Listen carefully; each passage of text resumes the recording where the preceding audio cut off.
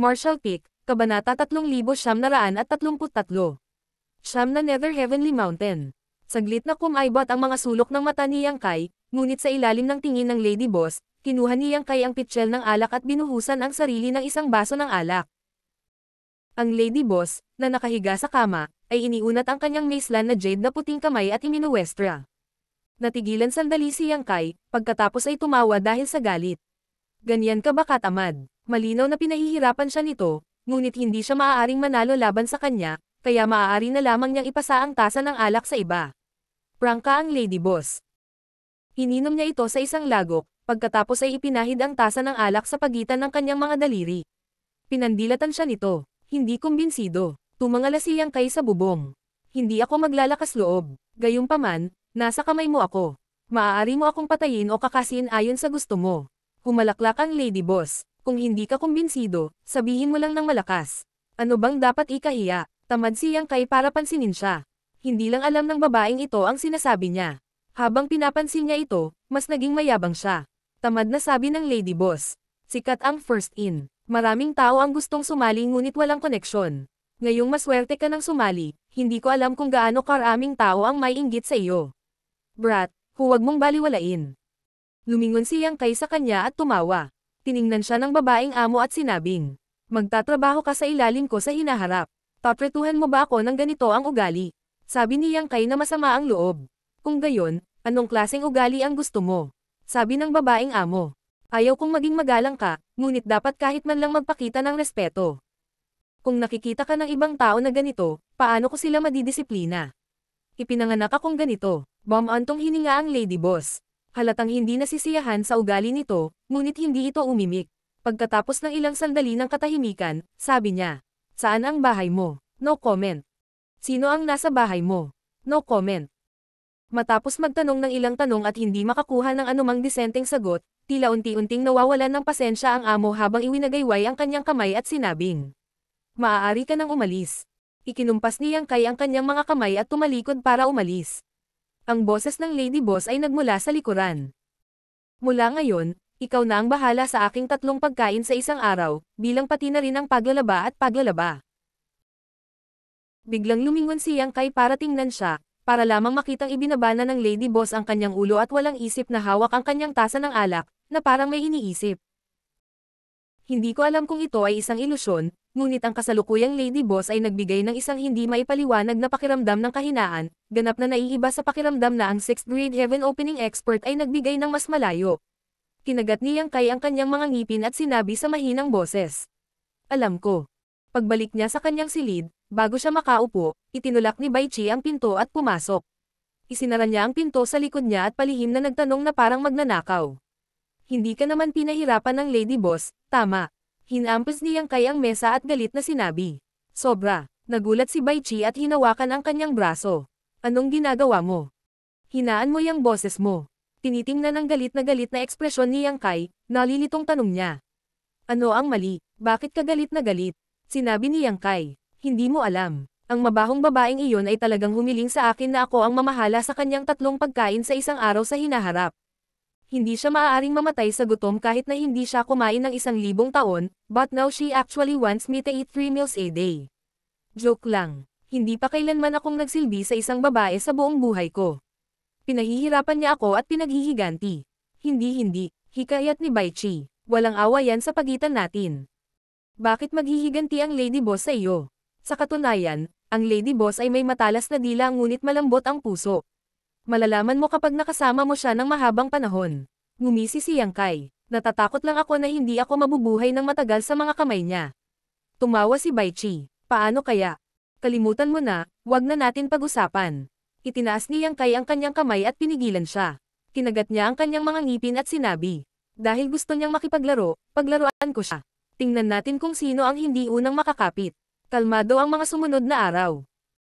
Kahit na may mga panganib sa lahat ng dako sa labas ng universo, ang barko ng First In ay isang malaking palatandaan.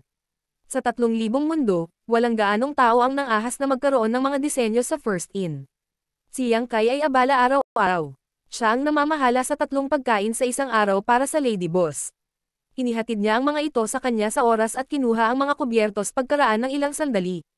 Hindi niya alam kung nakain ba ang Lady Boss. Gayunpaman, halos kapareho ng pagkain na nakolekta niya ang mga pagkaing inihatid niya. Nagalit si Yang Kai. Siya ay tahimik sa bawat oras at hindi gaanong nakikipag-usap sa Lady Boss. Lumipas ang ilang araw sa isang kisap mata. Sa araw na ito, nagmumuni-muni si Yang Kai sa kanyang silid. Muling dumating si Bai Qi nang hindi inanyayahan at direktang binigyan siya ng isang napakagandang bamboo basket. Anong ibig mong sabihin? Tanong ni Yang Kai. Sinabi ni Bai Qi. Sa loob ng 2 oras, dadaan tayo sa mundong tinatawag na Jiuyo Continent. May isang lugar na tinatawag na Heavenly Mountain doon. Pumunta ka sa Heavenly Mountain, hanapin ang kanilang pinuno, at ibigay ang basket na ito sa kanya. Pagkatapos ay huwag kang mag-alala tungkol dito. Mag-isa. Natigilan si Yang Kai. Tumanggo si Bai Qi. Oo, mag-isa. Bumalik ka kaagad kapag tapos ka na. Huwag mo nang guluhin. Habang nagsasalita siya, wala siyang pakialam sa reaksyon ni Yang Kai at diretsong lumabas. Natarante si Yang Kai habang hawak niya ang bamboo basket. Kumunat ang noo niya at matagal na nakatayo doon, ngunit hindi niya pa rin moari kung ano ang nangyayari. Ibinaba niya ang ulo at tumingin sa bamboo basket. Parang hindi naman espesyal. Ang paghabi ay napakaganda, ngunit walang makapangyarihang mga paghihigpit. Ito ay hindi isang lihim na kayamanan. Parang ginamit ito sa pag-imbak ng mga bagay. Jiuyo Continent, Heavenly Mountain. Tahimik itong kabisado ni Yang Kai. Makalipas ang 2 oras, biglang huminto ang barko na ilang araw nang naglalayag. Lumabas si Yang Kai sa kanyang silid at tumayo sa deck, tumingin sa paligid. Sa isang sulyap, isang magandang mundo ang kanyang nakita sa di kalayuan. Kahit na medyo malayo, ang aura ng mundo ng langit at lupa ay sumugod sa kanya. Ito dapat ang Jiuyo Continent. Ang puso ni Yang Kai ay kumikislap na may bakas ng pag-unawa. Bitbit ang bamboo basket sa kanyang kamay, lumipad siya sa langit. Huminto ang barko sa tamang distansya, kaya tumagal lamang ng kalahating oras bago makarating si Yang Kai sa mundo ng langit at lupa. Sinira niya ang mga ulap at ang hadlang ng mundong ito at direktang bumaba sa mundong ito. Hindi ito ang unang pagkakataon na dumating si Yang Kai sa ibang mundo. Noong inutusan siyang tugisin si Fang Tai sa 7 Openings Land, nakita na niya minsan ang tanawin ng mundong ito. Ang mundong ito ay tila mas malakas kaysa sa mundong iyon, halos kapareho ng Star Boundary. Kahit papaano, nang malagpasan ni Yang Kai ang hadlang ng mundong ito at pumasok sa mundong ito, agad niyang naramdaman ang ilang makapangyarihang divine senses na dumampi sa kanya. Bilang isa sa mga Great Emperor ng Star Boundary, pamilyar si Yang Kai sa aura na ito at alam niya na ito ang likas na tugon ng Great Emperor ng mundong ito nang makita nila ang aura ng isang master. Kaagad, nanikip ang balat ni Yang Kai. Bagamat mas malakas na siya ngayon kaysa noong siya ay na-promote pa lamang sa Great Emperor, ito ang teritoryo ng iba kung tutuusin. Ang iba ay may suporta ng buong mundo ng langit at lupa, habang wala siyang suporta ng Star Boundary, kaya limitado ang lakas na maipapakita niya. Kung talagang nakipag-away siya sa mga Great Emperor sa lugar na ito, tinansya ni Yang Kai na kahit siya ay isang low-grade Heaven Opening Realm, siya ay magiging dehado pa rin. Habang iniisip niya kung paano ipahayag ang kanyang intensyon at pagkakakilanlan, ang ilang makapangyarihang divine senses ay kumislap at nawala ng walang bakas. Mayroong kahit isang strand ng divine sense na nagpakita ng malinaw na mabuting kalooban sa kanya bago ito mawala. Natarante si Yang Kai. Habang siya ay naguguluhan, nakita niya ang isang figure na humahanggos patungo sa kanya mula sa malayo, at isang banayad at matandang boses ang narinig niya. Binati ni Sect Master Bao Zetong ng Heaven Mountain ang Special Envoy. Patawarin mo ako sa hindi paglabas para salubungin ka. Nang sabihin ang unang salita, ang tao ay nasa malayo pa, ngunit nang ang huling salita ay nahulog, ang tao ay nakatayo na sa harap ni Yang Kai. Tumingin si Yang Kai at nakita ang isang malarosas na matabang matandang lalaki sa hindi kalayuan sa kanyang harapan na nakatingin sa kanya ng nakangiti. Ang matanda ay hindi mukhang espesyal, ngunit nararamdaman ni Yang Kai ang parehong uri mula sa kanya. Ang matandang ito ay ang Great Emperor ng mundong ito. At sa paghuhusga mula sa aura, dapat siya na yung taong nagpakita ng goodwill sa kanya ngayon lang. Ito pala na ang Sect Master ng Heaven Mountain sa mundong ito ay isang Great Emperor. Ito ay madali. Pinag-iisipan pa niya kung hihilingin ang daan patungo sa Heaven Mountain, ngunit ngayon na ang kabilang partido ay nagkusa na salubungin siya, hindi na kailangang mag-aksaya ng kanyang oras. Ngunit, ano ang nangyari sa Special Envoy? Pinipigilan ang kanyang pagdududa, kinuyam ni Yang Kai ang kanyang mga kamao at sinabing. Binabati ni Yang Kai si Sect Master Bao. Masyadong magalang si Sect Master Bao. Saang mundo man iyon, ang mga maaaring maging Great Emperor ay napakabihirang at pinagpala ng kani-kanilang mga kalangitan at lupa sa mundo, kaya kahit na ang Bao Zetong na ito ay mukhang hindi kapansin-pansin, sa kanyang sariling nasasakupan, si Yang Kai ay hindi nang ahas na magpakita ng kaunting kawalang galang. Kaya si Special Envoy Yang. Napangiti si Bao Zetong mula tenga hanggang tenga. Ang Special Envoy Yang ay may ganitong paglilinang sa murang edad. Nakakahiya talaga, masyadong mabait si Secmaster Bao. Magalang na sabi ni Yang Kai, pagkatapos ay hiniba ang paksa. Sa katunayan, Secmaster Bao, bagamat nandito ako para hanapin ka, hindi ko alam ang dahilan. Maaari ko bang itanong kung ano ang kahulugan ng Special Envoy? Ngumiti si Bao Zetong at itinuro ang basket sa braso ni Yang Kai. Ang may hawak nitong basket ay ang Special Envoy. Tumingin si Yang Kai sa basket at sinabi sa realisasyon. Nakilala mo ang basket na ito. Madali lang iyon. Kaya pala nagkusa ang kabilang partido tanggapin ng malugod siya pagdating niya. Nakilala pala niya ang basket. Akala niya ay binati na ni Bai Chi ang kabilang partido. Sinabi ni Bao Zetong, hindi ito ang lugar para pag-usapan. Espesyal na Envoy Yang, mangyaring sundan ako. Habang sinasabi niya iyon, humakbang si Bao Zetong at hinawakan ang braso ni Yang Kai. Sa susunod na sandali, nagsimulang gumalaw ang paningin ni Yang Kai. Alam niya na ito ang divine technique na natatangi sa Great Emperor. Sa mundong ito, sino mang Great Emperor na isinilang sa Nine Serenities Continent ay maaaring pumunta saan man nila gusto. Ito ay bahagyang naiiba sa Space Divine Technique. Sa isang iglap lang, lumitaw silang dalawa sa harap ng isang engranding bulwagan. Napakalaki ng bulwagan, at isang malaking grupo ng mga magsasaka ang magalang na naghihintay sa harap nito. Nang makita nila ang dalawa, sabay-sabay nilang sinabi, "Pagbati, Secmaster, Special Envoy." Ang kanilang mga boses ay malakas at malinaw, at ang porma sayon ay hindi maliit. Halatang pinaghandaan sila, bahagyang itinaas ni Yang Kai ang kanyang mga kamay. Sa dami ng tao, isang babaeng nakasuot ng palasyo ang humakbang. Bahagya siyang yumuko kay Yang Kai, pagkatapos ay iniunat ang kanyang mga kamay. Lumingon si Yang Kai kay Bao Zetong, humihingi ng kanyang opinyon. Ngumiti ang huli at sinabing, "Basket." Biglang naintindihan ni Yang Kai at mabilis na ibinigay ang basket sa babae. Tumanggo siya at sinabing, "Salamat." Hindi niya alam kung para saan ang basket. Hindi nagpaliwanag ng malinaw si Bai Chi noon, ngunit halatang alam ng mga tao sa Sky Mountain. Dahil iyon ang nangyari, hindi na niya kailangan pang magtanong ng marami. Kailangan lang niyang makipagtulungan. Marshall Peak, Kabanata 3934. Hindi siya tumakas. Kinuha ng babae ang basket at pumailang lang sa langit, na wala ng di oras. Iminuwestro ni Bao Zetong ang kanyang kamay. Special Envoy Yang, mangyaring pumasok para makipag-chat. Tumanggo si Yang Kai. Salamat sa iyong mabuting pakikitungo. Sinundan niya si Bao Zetong sa main hall at umupo sa kanyang upuan. Kaagad, naghain ang isang dalaga ng dekalidad na tsaa at isang plato ng mga bihirang prutas. Ang halimuyak ng tsaa ay napuno ng hangin, at ang mga sariwang prutas ay mabango. Hindi banggitin ng tsaa, ang mga prutas sa plato ay ang mga prutas na hindi pa nakita ni Yang Kai.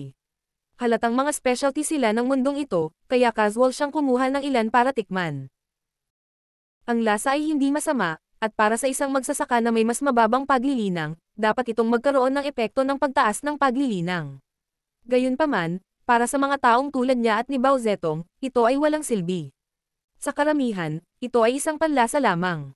Habang umiinom ng tsaa at kumakain ng prutas, nakipag-chat siya kay Bao Zetong. Unti-unting uminit ang kapaligiran. Pagkaraan ng ilang sandali, nagtanong si Bao Zetong, "Kumusta si Madam kamakailan?" Nahulaan ni Yang Kai na marahil ay nagtatanong siya tungkol sa Lady Boss, si Madam Lan, kaya tumanggo siya at sinabing, "Napakasaya ko, siya ay nasa mataas na espiritu. Sinong 6th grade Heaven Opening Realm Cultivator ang nangangailangan ng 3 pagkain sa isang araw?" Ngumiti si Bao Zetong. "Mabuti yan." Siya ay napabuntong hininga. Si Madam ay isang taong mahirap din ang buhay. Itinaas ni Yang Kai ang kanyang ulo. "Bakit mo naman nasabi?" Bagamat marami siyang pakikipag-ugnayan sa Lady Boss, sa mahigpit na pananalita, hindi niya ito kilala. Ang alam lang niya ay ang babaeng ito ay isang 6th grade opening realm na may malakas na background. Kaya naman, nang marinig niyang sinabi ni Bao Zetong na mahirap ang buhay niya, hindi niya maiwasang maging interesado. Sa mga araw na ito, siya ay pinahirapan ng Lady Boss. Puno siya ng nakukulong galit, ngunit hindi niya ito kayang talunin. Hindi na siya makapaghintay na marinig ang masamang sasabihin nito para balansehin ang kanyang kalooban. Ikinaway ni Bao Zetong ang kanyang kamay. "Nagkamali ako. Huwag mo sanang isapuso, Special Envoy Yang." Agad na nagmukhang naiinis si Yang Kai. Gayunpaman, dahil walang sinabi ang kabilang partido, hindi siya makapagtanong. Masasabi lang niya, tama, Sect Leader Bao, bagamat nandito ako sa ilalim ng utos, hindi ko alam kung ano ang partikular na gagawin. May payo ba ang Sect Leader Bao? Hindi sumagot si Bao Zetong. Sa halip, tinanong niya, gaano katagal sinusundan ni Special Envoy Yang si Madam? Ilang araw na lang. Napangiti si Yang Kai na nahihiya. Sa mahigpit na pagsasalita, napilitan siya.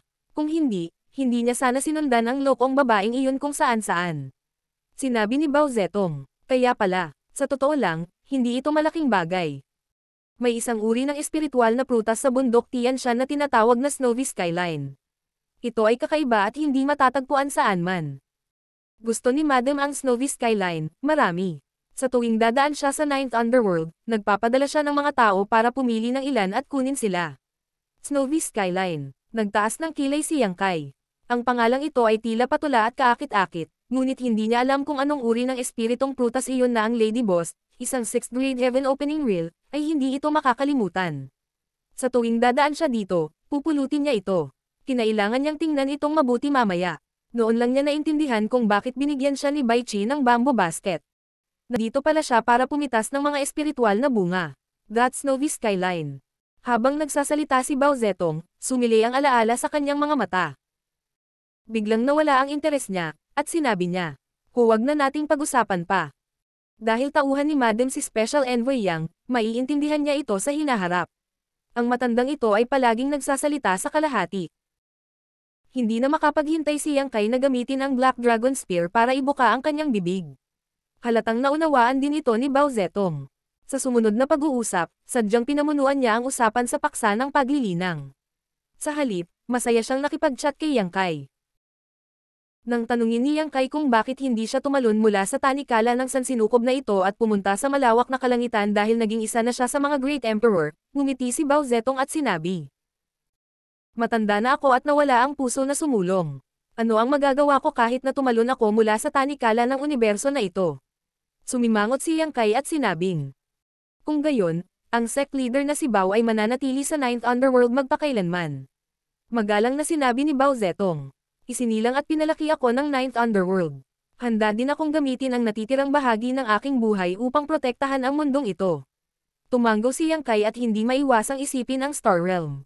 Kung hindi pinahirapan ni Mo Sheng ang Star Realm, lalabas kaya siya sa labas ng universo na ito? Papayag ba siyang malanta at tumanda doon habang buhay? Si Yang Kai mismo ay hindi maisip ang sagot sa tanong na ito. Makalipas ang isang oras, ang babaeng kumuha ng basket ay pumasok sa bulwagan at magalang na inilagay ang basket sa mesa sa tabi ni Yang Kai.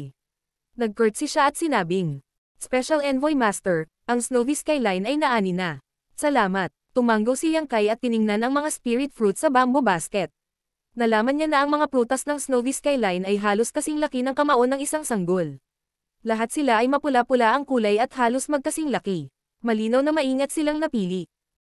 Pagkatapos ng lahat, ito ay para sa Lady Boss, kaya ang Heavenly Mountain ay hindi nang ahas na maging pabaya. May bahid na bango, pero hindi niya alam ang lasa. Tumayo si Yang Kai at kinuyam ang kanyang mga kamao.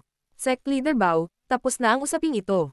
Magpapaiwan ako, sinabi ni Bao Zetong. Special Envoy Yang, mag-ingat. Kapag nakita mo si Madam mamaya, mangyaring ipadala ang aking pagbati at pasalamatan siya sa pagprotekta sa Ninth Underworld sa lahat ng mga taon na ito. Gagawin ko. Tumango si Yang Kai at lumabas na bitbit ang basket. Magalang siyang nakita ni Bao Zetong. Mas madaling umalis sa Ninth Underworld. Hindi tulad ng pagdating niya, hindi na niya kailangan pang basagin ang World Barrier. Alamang na nakipag-ugnayan si Bao Zetong sa puwersa ng mundo ng Ninth Underworld at hinayaan siyang umalis. Kasabay nito, tumayo si Bai Chi sa harap ng Lady Boss sa isang silid sa itaas na palapag ng First Inn. Ibinaba niya ang kanyang ulo ng mataimtim at masunurin. Gaya ng dati, nakahiga ang Lady Boss sa mabangong sopa habang nakapikit. Pagkaraan ng mahabang panahon, biglang sinabi ng Lady Boss. Hindi pa siya bumabalik, umiling si Bai Chi. Hindi, natatakot ako na tumakas siya. Walang sinabi ang Lady Boss. Sinabi ni Bai Chi. Hindi siya payag na sumali sa First Inn noong una. Ngayong nagkaroon siya ng pagkakataon, natural na siyang tatakas. Bakit siya babalik, kung siya ay tumakas, kung gayon? Ang mahinang sabi ng Lady Boss. Kung tumakas talaga siya, mabuhay man siya o mamatay ay walang kinalaman sa First Inn. Natigilan, sinabi ni Bai Chi. Lady Boss, dahil alam mong mangyayari ito, bakit gusto mo pa rin siyang pumunta sa Nine Underworlds continent? At saka, bakit mo siya hinayaang pumunta doon ng mag-isa? Pagkatapos niyang magtanong, natauhan siya at sinabing, naiintindihan ko na, gusto mo lang makita kung sasamantalahin niya ang pagkakataong makatakas. Malumanay na sabi ng Lady Boss. Hindi ko masyadong inisip, hindi ko lang siya gusto. Hindi nakaimik si Bai Chi. Magsasalita pa sana siya, nakita niyang biglang nagmulat ng mata ang Lady Boss. Isang liwanag ang sumilay sa maganda niyang mga mata. Anong problema? Tanong ni Bai Chi. Bumalik na siya. Pumikit muli ang Lady Boss. Hindi naintindihan ni Bai Chi noong una, ngunit mabilis siyang nag-react at tumalikod para lumabas ng silid. Tumayo siya sa deck at tumingin sa Ninth Underworld. Pagkaraan ng ilang sandali, isang figure ang nagmula doon sa napakabilis na bilis. Sino pa kaya ito kundi si Yang Kai? Hindi siya tumakas. Hindi makapaniwala si Bai Chi. Naisip niya na talagang gagamitin ni Yang Kai ang pambihirang pagkakataong ito para maalis ang first in. Sino ang nakakaalam na babalik siya? Ang taong ito ba ay isang tanga? Kung siya ang nasa posisyon niya, naisip ni Bai Chi na talagang tatakas siya. Pagkaraan ng ilang sandali, lumapag si Yang Kai sa deck.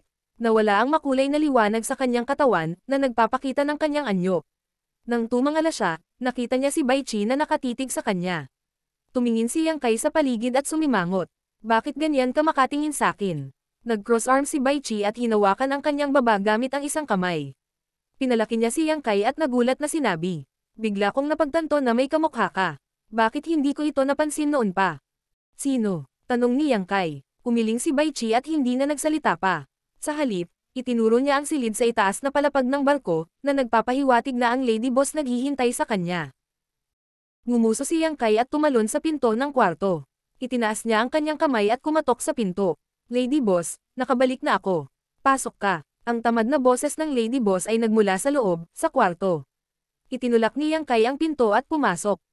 Sa deck, si White Seven ay may maalalahang ekspresyon sa kanyang mukha. Umiling siya at naglakad papunta sa cabin. Patuloy siyang bumubulong. Bakit hindi ko ito napansin noon? Paano kakaiba? Tumakbo siya papunta sa kwarto ng accountant at sinabi sa kanya ang tungkol dito. Tinitigan siya ng accountant na may mga patay na mata. Bulag ka ba? Ngayon mo lang napansin matapos siyang uminom buong araw. Alam mo.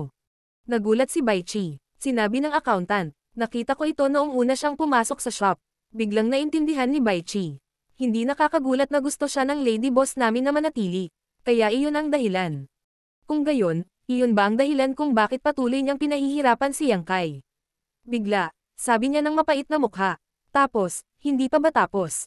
Sa wakas ay nalampasan na ng Lady Boss ang nakaraan, at ngayon ay mapaalalahanan na naman siya ng isang bagay na malungkot. Ano ang dapat niyang gawin sa hinaharap? Sabi ng accountant. Napag-isipan ko ito kamakailan. Sa wakas ay nakaisip ako ng isang paraan upang malutas ito minsan at para sa lahat. Gusto mo bang marinig ito? Sabihin mo sa akin. Tumanggaw si Bai Chi. Sinabi ng accountant sa mahinang boses. Nakahanap ka ng pagkakataon na ilabas si Yang Kai, at pagkatapos ay sabay nating papatayin siya. Habang nagsasalita siya, inabot niya at pinunasan ang kanyang leeg. Namilog ang gilid ng mga mata ni Bai Chi. Ito ba ang tinatawag mong minsan at para sa lahat na pamamaraan? Seryosong sinabi ng accountant, may iba pa bang paraan? Hindi nararapat, umiling si Bai Chi. Hindi pa rin natin alam kung ano ang ugali ng Lady Boss. Kung gagawin nating mas malungkot ang Lady Boss, tayo ay magiging makasalanan. Bumantong hininga ang accountant at sinabing, problema rin ito. Ang susi ay kung ano ang iniisip ng Lady Boss. Bakit hindi ka pumunta at magtanong? Agad na umiling si Bai Chi na parang rattle drum. Alam mo kung ano ang sitwasyon sa bawat oras. Hindi tayo maaaring pumunta sa Lady Boss kahit 3 araw. Kung hindi, liligawan natin si kamatayan.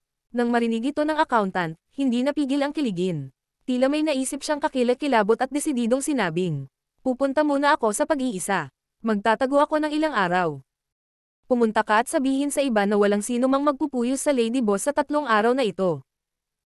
Nasabi ko na dati, matatanda na kaming lahat sa in. Sinong kailangan paalalahanan? Kalimutan mo na, babalik ako at magtatago ng ilang araw. Sa wing room sa itaas na palapag, pumasok si Yang Kai sa inner room, inilagay ang bamboo basket sa mesa, at sinabing, Lady Boss, ibinalik ko na ang mga bagay. Kung wala ka ng ibang utos, bababa na muna ako. Hindi niya alam kung bakit espesyal ang pagkagusto ng Lady Boss sa Snowy Mountain na ito. Habang pabalik ay palihim siyang kumain ng isa dahil sa pagkamausisa, natagpuan na ang prutas ay matigas at mapait, at medyo maasim. Ito ay ganap na hindi masarap. Gayunpaman, narinig niya mula kay Bao Zetong na ang Lady Boss ay hihilingin sa mga tao na mamitis nito sa tuwing siya ay dadaan sa Land of Nine Nether at masasabi lamang na ang bawat isa ay may kanya-kanyang kagustuhan. Marshall Pick, Kabanata 3935. Mabahong brat, ikaw nga. Sa sopa, nanatiling walang pakialam ang Lady Boss. Naghintay ng ilang sandali si Yang Kai bago niyakap ang kanyang mga kamay, inilagay ang basket sa mesa, at tumalikod para umalis. Pagbalik sa kanyang silid, umupo si Yang Kai na naka-cross-legged at nagsimulang magnilay. Ngayong na-condense na ng Dowsil ang kapangyarihan ng Five Elements Fire, at bagamat ang kalidad nito ay natugunan ng inaasahan ni Yang Kai, kailangan pa rin ito ng ilang oras upang maging matatag. Hindi ito mamadaliin, kailangan ng panahon para magayos. Bukod dito, hindi niya alam kung saan hahanapin ang susunod na 5 Elements Earth Element, kaya magagamit niya ang librerag oras na ito. Malinaw na naramdaman ni Yang Kai ang mapanirang aura ng 5 Elements Fire Element sa kanyang Dowsil. Kung gagamitin ang ganitong uri ng kapangyarihan laban sa isang kaaway, tiyak na malaki ang papel nito. Sa kasamaang palad, ang mga katangian ng Golden Crow True Fire ay masyadong halata, at iba ito sa Wood Element Force. Ang Wood Element Force ay ginamit sa gumagamit, kaya ito ay tahimik at mahirap para sa iba na makita. Iba ang Fire Element Force. Kung wala siyang ganap na pagtitiwala, malamang na malantad ito, at magiging mahirap na harapin ang mga resulta. Lihim siyang nagpasya na maliban kung wala siyang ibang pagpipilian, hindi niya kailanman gagamitin ang Fire Element Force sa kanyang Dowsil. Ang bagay na ito ay parang ang kanyang Dragon Form Secret Technique, isang trump card sa ilalim ng kahon. Sa itaas ng Dowsil, dalawang ilaw na berde at itim ang umikot, papalit-palit at nagbabago, mukhang napaka-misteryoso. Habang nagmumuni-muni, biglang nakarinig si Yang Kai ng kakaibang tunog. Hindi niya napigil ang imulat ang kanyang mga mata at maingat na nadama ito. Sa una, ang tunog na ito ay medyo hindi malinaw, ngunit pagkatapos ng maingat na pagmamasid, ito ay tila sigaw ng isang babae, ngunit ang sigaw na ito ay pinigilan. Kung hindi dahil sa kasalukuyang estado ng pag-iisip at pangunawa ni Yang Kai, hindi niya ito maririnig. Sa napakalawak na kawalan, paanong may babaeng umiiyak? At umiiyak ng malungkot, na parabang nakatagpo siya ng isang napakalungkot na bagay. Biglang nakaramdam ng goosebumps si Yang Kai sa buong katawan niya. Ayaw niya itong bigyang pansin, ngunit ang tunog ay patuloy na pumapasok sa kanyang mga tainga, kaya't wala siyang mood na magnilay-nilay. Bahagyang nakasimangot, bumangon siya at binuksan ang pinto, sinundan ang tunog. Ilang sandali pa, tumayo si Yang Kai sa deck ng barko, tumangala sa itaas na palapag na may blankong ekspresyon. Ang mahinang hikbi ng babae ay nanggaling sa itaas na palapag. Sa madaling salita, umiiyak ba ang Lady Boss? Inakala ni Yang Kai na mali ang naramdaman niya. Ang Lady Boss ay isang 6th grade Heaven Opening Realm. Kahit na sa 3,000 mundo, siya ay isang powerhouse pa rin. Paano siya umiiyak ng malungkot ng palihim? Gayunpaman, tiyak na hindi mali ang pinagmulan ng tunog. Galing talaga sa itaas na palapag. Para isipin na magkakaroon ka ng ganoong araw. Tuwang-tuwa si Yang Kai. Hindi man niya alam kung ano ang ikinalungkot ng Lady Boss, pinahirapan siya nitong mga nakaraang araw. Sa sandaling ito, ang pakikinig sa kanyang malungkot na sigaw ay parang tunog ng kalikasan, na nagpapaginhawa sa kanyang puso. Nakatayo sa deck at nakikinig ng mabuti saglit, inilagay ni Yang Kai ang kanyang mga kamay sa likod ng kanyang likuran at naglakad pabalik sa kanyang tirahan. Natangay ang malungkot na kalagayan nitong mga nakaraang araw. Makalipas ang isang araw, si Yang Kai, na naka-cross-leg sa kama, ay tumangala sa kisame na puno ng galit ang mukha, nagngangalit ang kanyang mga ngipin. Hindi pa tapos, hindi niya alam kung anong nakakalungkot na bagay ang nakatagpo ng baliw na babae, ngunit isang araw at isang gabi itong umiyak. Gayunpaman, ang kanyang paglilinang ay mataas. Magtago man siya at umiyak ng palihim, maaari pa rin itong makaapekto sa mood ng iba. Nabalisa si Yang Kai hanggang sa puntong hindi na siya mapakali, at maging ang kanyang kalooban ay naging lubhang masama. Galit na galit, tumalikod si Yang Kai at bumangon sa kama. Ilang sandali pa, sa harap ng silid ng Lady Boss, itinaas ni Yang Kai ang kanyang kamay at kumatok sa pinto. Lady Boss, Lady Boss. Walang sumasagot sa silid, ngunit hindi tumigil ang pag-iyak. Papasok na ako, sabi ni Yang Kai at direktang itinulak ang pinto. Sa pagdaan sa panlabas na silid, pumasok si Yang Kai sa loob ng silid. Pagpunas ng mata sa paligid, biglang namula ang mukha niya. Ang orihinal na malinis at maayos na silid ay naging ganap na gulo na. Nagkalat ang mga hukay ng prutas sa buong sahig, ang mga mesa at bangko ay nasa buong lugar, at ang buong silid ay napuno ng makapal na amoy ng alak. Pagtingin sa gilid, kalahating laman ng basket ng kawayan na dinala niya pabalik. Hindi na kailangang sabihin, ito ay kinain ng Lady Boss. Kung hindi, hindi magkakaroon ng napakaraming hukay ng prutas sa sahig. Hindi niya talaga maintindihan kung paano kinain ng Lady Boss ang mapait at matigas na prutas na iyon. Paglingon niya sa kama, sumimangot si Yang Kai. Nakita niya na sa sulok ng kama, ang Lady Boss ay nakayakap sa kanyang mga tuhod at nakayuko, ang kanyang ulo ay nakabaon sa pagitan ng kanyang mga tuhod. Humihikbi siya ng mahina, nanginginig ang mga balikat. Hindi inaasahan ni Yang Kai ang eksenang ito. Sa sandaling ito, ang Lady Boss ng First In ay mukhang masyadong mahina, kasing mahina ng isang walang tirahan at nasugatan na kuting. Bahagyang kumirot ang kanyang puso, at napabuntong hininga siya sa loob. Anong malungkot na bagay ang naranasan niya? Paano siya naging ganito? Sa huli, babae pa rin siya. Kahit gaano pa siya kalakas, mayroon pa rin siyang mahinang sandali. Hayang kumupas ang kanyang mood ng pagnanasa, yumuko si Yang Kai para kunin ang mga mesa at upuan sa sahig. Isa-isa rin niyang pinulot ang mga hukay ng prutas na nagkalat sa sahig, pati na rin ang ilang garapon ng alak na walang laman. Pagkatapos magayos, tumayo si Yang Kai sa harap ng kama at nag-isip sandali, ngunit hindi niya alam kung paano siya aaliwin. Ang pinakamahalagang bagay ay hindi niya alam kung ano ang nangyari sa kanya. Napabuntong hininga na lang siya at inabot ang kamay para tapikin ang balikat ng Lady Boss. Lady Boss, 9 sa 10 beses, ang buhay ay hindi ayon sa gusto mo. Hayaan ang nakaraan na lumipas, huwag ka nang umiyak. Ang humihikbi na Lady Boss ay dahan-daang nagtaas ng ulo at tumingin kay Yang Kai. Nagtama ang kanilang mga mata, at ang sulok ng mga mata ni Yang Kai ay mahigpit na kumaibot.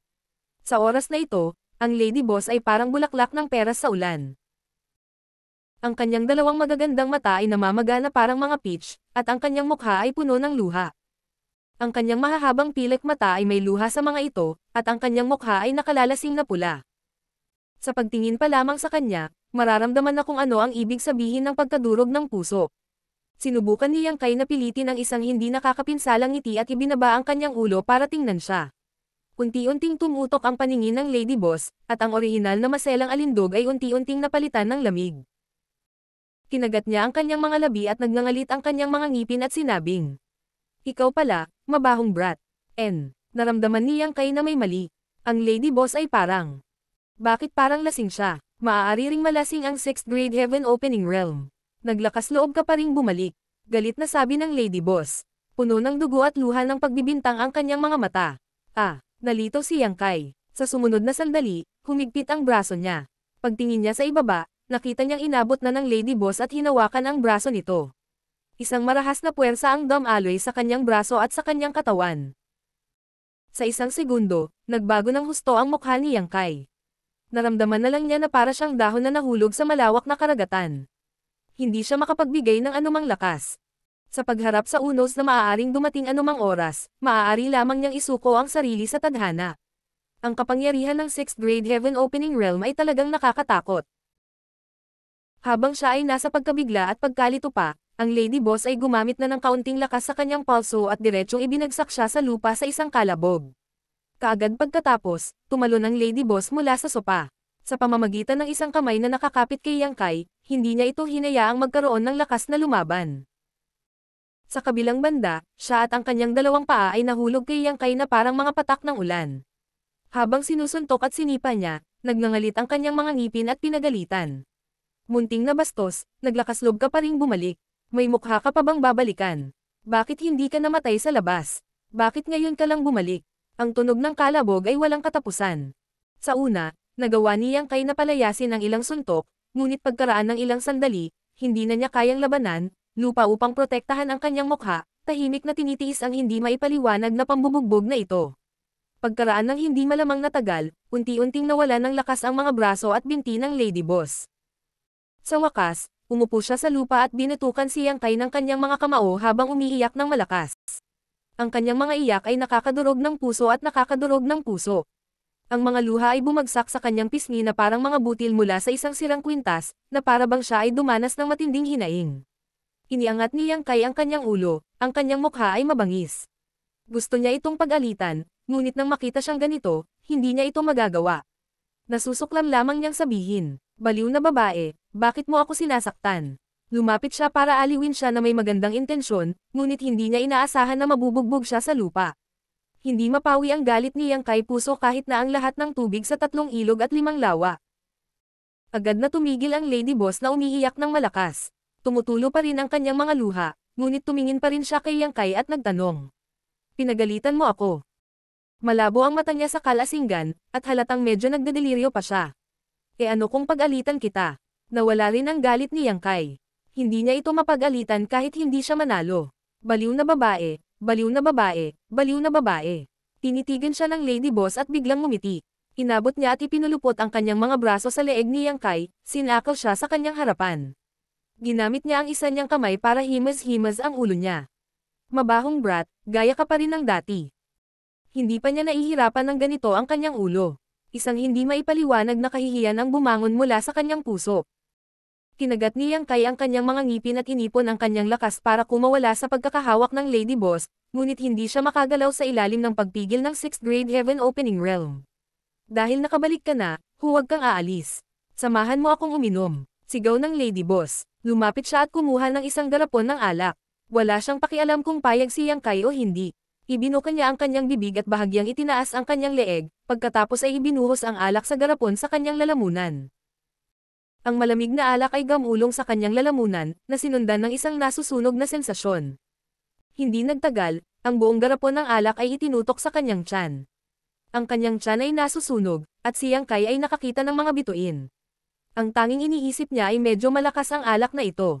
Kahit ang isang kasing lakas ng kanyang Dragon Bloodline physique ay hindi nakatiis at nalasing ng napakabilis. Kaya palalasing ang Lady Boss. Ang alak na ito ay malinaw na hindi ordinaryong alak. Malamang na espesyal itong niluto. Buti nakabalik ka, buti nakabalik ka. Dahil nakabalik ka na, huwag kang umalis. Umiiyak at tumatawa ang Lady Boss sa gilid. Hindi niya alam kung ano ang mali sa kanya. Matapos pilitin si Yang Kai na inumin ang garapon ng alak, pumitas siya ng prutas na Snowy Skyline at itinapat ito sa kanyang bibig, bumubulong. Ito ang gusto mong kainin. Kumain pa, parang lolo mo. Isang aswang lamang ang gustong kumain ng ganitong uri ng mapait at matigas na prutas. Gusto niyang lumaban, ngunit sa kasamaang palad, pagkatapos inumin ang garapon ng alak na iyon, nanlambot at nalasing ang buong katawan niya. Siya ay pinalamanan sa bibig ng Lady Boss, at ang karne at ang core ay kinakain lahat sa kanyang tiyan. Mabigat ang eksena sa harapan niya. Sinusubukang panatilihin ang kanyang huling bit ng kailan awan, ginamit ni Yang Kai ang kanyang mga kamay at paa upang magpumiglas mula sa yakap ng Lady Boss. Pagkatapos ay gumapang siya patungo sa pinto, mahinang sumigaw. Old Bay, tulong, Marshall Peak, Kabanata 3936. Ginawa no ba? Hindi pa siya nakakalayo ay naramdaman niyang may humigpit sa kanyang bukong-bukong. Malamang nahuli siya ng Lady Boss, tapos hinayla pabalik ang buong katawan niya. Uminom ka pa. Kinurot ng Lady Boss ang bibig ni Yang Kai at ibinuhos ang alak sa kanyang lalamunan. Umikot ang mundo sa kanya. Pagkatapos ng hindi malamang tagal, dahan-dahang nagising si Yang Kai. Pakiramdam niya ay tuyong-tuyo ang kanyang bibig at nasusunog ang kanyang lalamunan. Iminulat niya ang kanyang mga mata at tumangala, tanging isang pink na gasa na kurtina ang nakita. Bahagya siyang nagulat at nawalan ng malay. Maya-maya, unti-unting bumalik sa kanya ang ilang magulo at malabong alaala. Tila siya ay dumating upang tingnan kung ano ang nangyari sa Lady Boss, at pagkatapos ay siya ay marahas na binugbog nito. Pagkatapos noon, pinilit niya itong uminom ng ilang garapon ng alak, at pagkatapos ay nawalan siya ng malay. Nananatili pa rin ang kanyang alaala sa sandaling nahuli siya at pinilit na inumin ang pangalawang garapon ng alak. Kung tungkol sa nangyari pagkatapos noon, wala na siyang maalala. Hindi niya alam kung anong klaseng alak iyon, pero sa totoo lang napakalakas nito. 2 garapon lang ng alak ay sapat na para malasing siya. Nasaan ito? Tinitigan niya ang pink na ghost curtain sa itaas ng ulo niya at nag-isip ng matagal. Noon lang niya napagtanto na hindi pala siya maaaring nasa kama ng Lady Boss, di ba? Ang ghost curtain na ito ay halatang bagay sa kama ng Lady Boss. Napakasakit ng ulo niya. Gusto niyang abutin at kuskusin ito, ngunit nalaman niyang may kung anong binabalot ang braso niya. Paglingon niya, biglang nanlaki ang mga mata ni Yang Kai. Naalis ang kanyang kalasingan, at hindi komportable ang kanyang buong katawan. Ang bagay na nakaunan sa kanyang braso ay walang anuman, kundi ang ulo ng Lady Boss. Sa sandaling ito, ang Lady Boss ay nakahiga sa kanyang tabi sa tabi niya, nakayuko at mahimbing na natutulog. Hindi niya alam kung ano ang napanaginipan nito, ngunit may malabong ngiti sa mga labi nito. Hindi niya alam kung gaano na siya katagal sa ganitong posisyon, ngunit naramdaman ni Yang Kai na medyo namamanhid ang kanyang braso. Naramdaman niyang tumindig ang balahibo niya. Medyo nakakatakot talaga ang eksenang ito. Hindi dahil hindi maganda o maganda ang Lady Boss. Sa kabaligtaran, ang Lady Boss ay isang likas na kagandahan. Nasa kanya ang mukha at figure. Natatakot siya na baka walang lalaking magwawalang bahala sa kanya. Kung may makakasama sa kanya, iyon ay isang bagay na hindi na niya mahihiling pa. Ang pinakamahalaga, ang taong ito ay ang Lady Boss. Si Yang Kai ay pinahirapan niya nitong mga nakaraang araw. Dati, kapag lumapit siya para ay comfort siya, binugbog siya nito. Kung alam niya na hindi lamang siya humiga sa kanyang kama, ngunit niyakap din siya para matulog ng mahabang panahon, itinuring ni Yang Kai na kahit gaano pa karami ang buhay niya, hindi ito sapat para mabuhay siya. Buti na lang at maayos pa ang damit ng Lady Boss. Pagtingin sa sarili, bagamat medyo nahihiya ay walang bakas ng paghubad niya ng damit. Sa madaling salita, dapat walang nangyari noong nagdedeliryo siya. Dahil dito, lihim na napabuntong hininga si Yang Kai. Ang kasalukuyang sitwasyon ay hindi ang pinakamasama. Kung may nangyari talaga, tapos na. Kahit na iyon ang kaso, ang kanilang kasalukuyang sitwasyon ay lubhang hindi maliwanag. Kung makikita sila ng iba, malamang may gagawin sila. Kahit na ano, mas mabuting umatras muna. Pagkatapos magdesisyon, napabuntong hininga si Yang Kai at maingat na hinugot ang kanyang braso mula sa ilalim ng jade neck ng Lady Boss. Pagkatapos, tinapik niya ang kanyang katawan at tahimik na bumaba sa kama. Paglingon niya, nakita niya na ang sahig ay puno ng mga garapon ng alak. Napuno ng amoy ng alak ang buong kwarto. Palihim na nagngangalit si Yang Kai. Ang pag-inom ay talagang nagtulala ng mga bagay. Kanina pa lang niya narinig ang mga taong nagsasabi nito, pero may disiplina siya sa sarili. Kahit uminom siya, hindi siya umiinom ng sobra. Kaya lang, hindi pa niya ito nararanasan. Ngayong napilitan siyang maglasing, sa wakas ay nagkaroon siya ng malalim na karanasan. Walang oras para maglinis, lumingon si Yang Kai at tumingin sa Lady Boss na nakahiga pa rin sa kama. Binigyan siya nito ng isang malaking kamao at naglakad ng dahan-dahan palabas. Dahan-dahang binuksan ang pinto, sumikat si Yang Kai at maingat na isinara ang pinto, hindi gumawa ng kahit katiting na ingay. Ang buong proseso ay parang magnanakaw. Kung hindi niya ito sinasadyang pigilan, tiyak na maririnig niya ang sariling tibok ng puso. Matapos gawin ang lahat ng ito, ang nag-aalalang puso ni Yang Kai ay tuluyang napahinga. Hindi magandang manatili sa lugar na ito ng mahabang panahon. Mas importante na makabalik agad sa kwarto niya. Ibinutis ni Yang Kai ang kanyang damit habang tumalikod siya at tumalon pababa, diretsyong lumapag sa deck. Nang tumangala siya, nakita niya si White Seven na nakatayo sa harapan niya na may dalang isang balde ng mainit na tubig. Nang magtama ang kanilang mga mata, natigilan si White Seven. Ikaw. Medyo natulala din si Yang Kai. Sobrang nagkasala na siya. Hindi niya inaasahan na makakabangga niya ang lalaking ito nang lumingon siya. Mabilis niyang inayos ang kanyang damit at sinabing, Brother White, busy ka ba? Walang malay na tumanggo si White Seven. Pagkatapos ay iiwan na kita, babalik muna ako. Sabi ni Yang Kai. Sa likod ng kanyang mga kamay, hakbang-hakbang siyang pumasok sa cabin. Nakatitig si White Seven sa kanyang likuran. Pagkatapos ay tumangala siya sa pakpak sa itaas na palapag. Ang balde sa kanyang kamay ay nahulog sa kubyerta na may isang kalabog, at ang mainit na tubig ay tumapon sa buong sahig. Nagkunwaring kalmado, bumalik si Yang Kai sa kanyang silid. Pinunasan niya ang malamig na pawis sa kanyang ulo. Bago pa siya makaupo ay nakarinig siya ng malakas na kalabog mula sa pinto. Pagkatapos, tatlong malalaking lalaki ang sumugod. Lahat sila ay mukhang malungkot at mamamatay tao. Anong ginagawa mo? Nagulat si Yang Kai. Maingat niyang tiningnan si White Seven, ang accountant, at ang kusinero na papalapit sa kanya.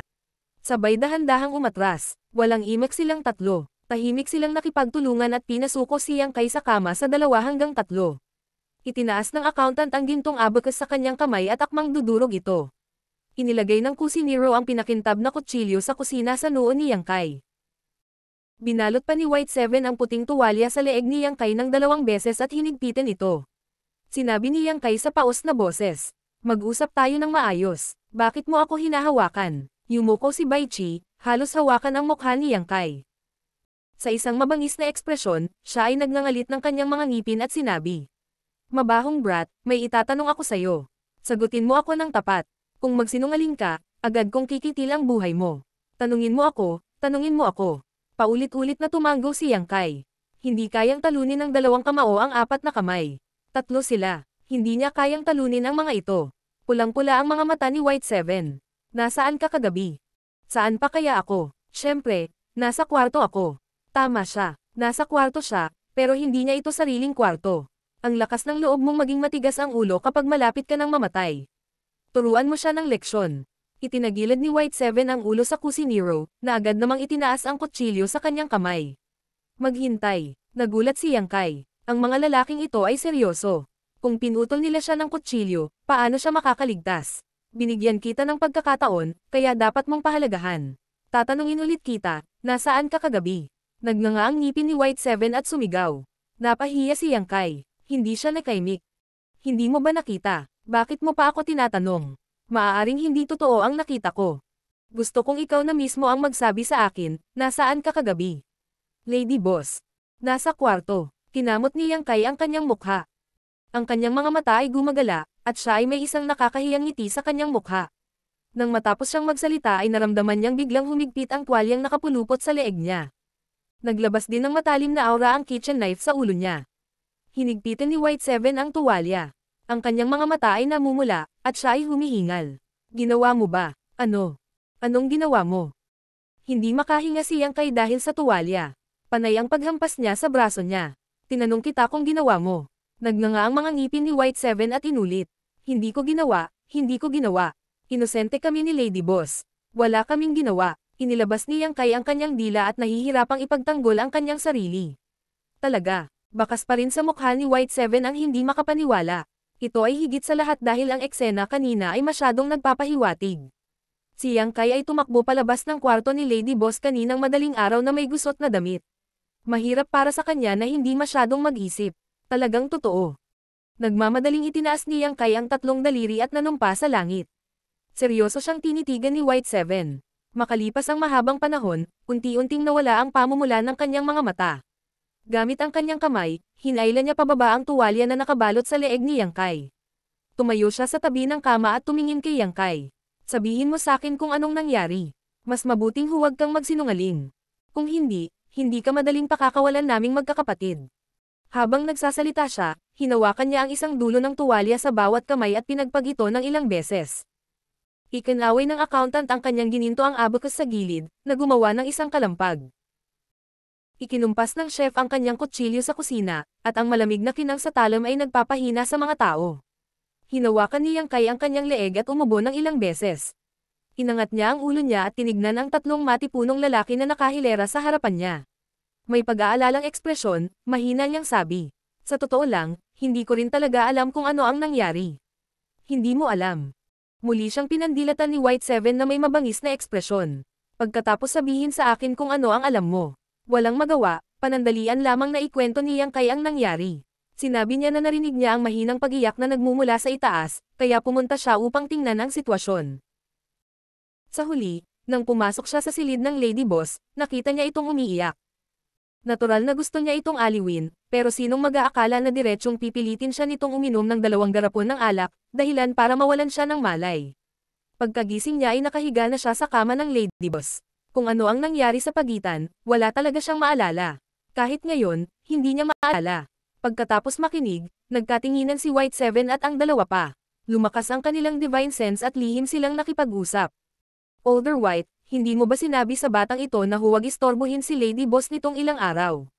Tanong ng accountant. Bahagyang nahiya si White Seven. Nakalimutan ko. Matapos ipadala ng batang ito ang Snowy Sky Frontline, agad kong tinatakan ang paghihigpit sa silid. Wala akong maramdaman. Tumango rin ang chef at ang accountant na nagpapahiwatig na pareho sila. Kung hindi pa lang sila pinadalhan ng mensahe ni White Seven, handa silang magtago para sa isa pang araw. Hinawakan ng chef ang kitchen knife at hinawakan ang baba. Sumulyap siya kay Yang Kai at sinabing. Kung gayon, sa tingin mo ba mapagkakatiwalaan ang mga salita ng batang ito? Old White, hindi mo ba nasabi na nakita mo siyang tumakbo palabas ng kwarto ni Lady Boss na gusot-gusot ang mga damit sa sarili mong mga mata, parang palihim na magnanakaw? Nakita ko ito ng sarili kong mga mata. Paano ito magiging peke? Medyo nagalit si White Seven nang maisip niya ang eksena kanina lang. Ibinaling niya ang kanyang ulo at mariing pinandilatan si Yang Kai. Nag-isip ang accountant. Sa tingin ko ang mga salita ng batang ito ay dapat pagkatiwalaan.